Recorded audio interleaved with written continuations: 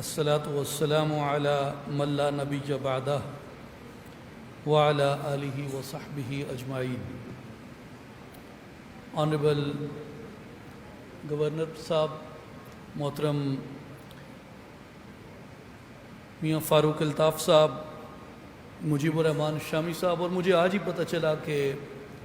یوم تکبیر کی اصطلاح مجیب الرحمان شامی صاحب کی دی ہوئی تھی، اور میں ہمیشہ اس کے بارے میں یہ سوچتا تھا کہ یہ اصطلاح جس نے بھی دی ہے وہ یقیناً حکیم الامت حضرت علامہ اقبال کے افکار سے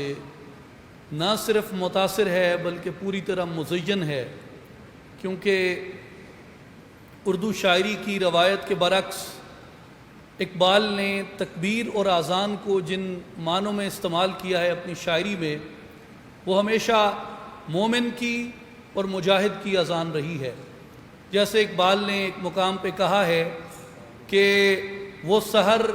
جس سے لرزتا ہے شبستان وجود، ہوتی ہے بندہ مومن کی اذان سے پیدا۔ جیسے آپ نے مشاہد صاحب سے ابھی سنا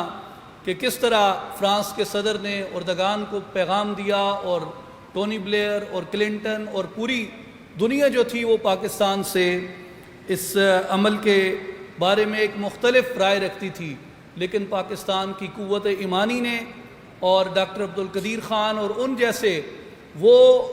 اصل ہیرو اس قوم کے، جنہوں نے آج تک ہمیں ہندوستان کی چیرہ دستیوں سے محفوظ رکھا ہوا ہے، یہ تکبیر وہ تکبیر ہے جسے اقبال کہتے ہیں کہ اس سے شبستان وجود لرزتا ہے اور یہ قوت ایمانی کے نتیجے میں پیدا ہوتی ہے۔ میں ایک اتفاق کی بات کرنا چاہتا ہوں کہ ہسٹوریکل فیکٹ ہے کہ ٹیپو سلطان کو راکٹ ٹیکنالوجی کا بانی کہا جاتا ہے، اور سب سے پہلے انہوں نے اس کو استعمال کیا برطانیہ کے خلاف اپنی مختلف جنگوں میں، اور ٹیپو سلطان کا یوم شہادت 4 مئی ہے اور ہمارا یوم تکبیر 28 مئی ہے، اور ٹیپو سلطان کا سن شہادت جو ہے وہ 1799 ہے، اور ٹھیک اس کے 200 سال بعد جو پاکستان کا یوم تکبیر ہے وہ 1998 کے اندر ہوا۔ تو پرانی روایت کے لوگ اگر آپ ان کا پڑھیں تحریک پاکستان میں یا پاکستان بن جانے کے بعد، تو وہ ہمیشہ مملکت خداداد پاکستان کو سلطنت خداداد محصور کا تسلسل سمجھتے تھے،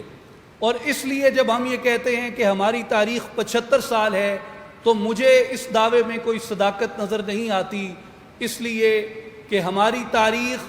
محصور سے ملتی ہے، ٹیپو سلطان سے ملتی ہے، ہماری تاریخ 1000 سال کی تاریخ ہے۔ اور ابھی چاغی جہاں پہ یہ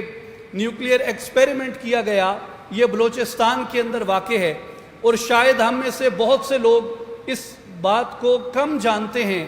کہ جو بلوچستان ہے یہ ایک زمانے میں گریٹ ساسانید امپائر کا حصہ تھا، جو ایران پرشین امپائر تھی،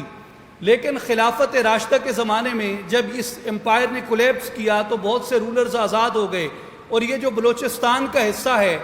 یہ حضرت عثمان غنی رضی اللہ تعالیٰ عنہ کے زمانے میں تیسرے خلیفہ راشد کے زمانے میں یہ خلافت راشدہ کا حصہ تھا۔ اس لیے مجھے اس یوم تکبیر کی جو دھمک ہے اور جو اس کی گونج ہے وہ 1998 سے یا 1947 سے نظر نہیں آتی، بلکہ یہ مجھے حضرت عثمان غنی رضی اللہ تعالیٰ عنہ کے زمانے اقدس سے نظر آتی ہے۔ اس لیے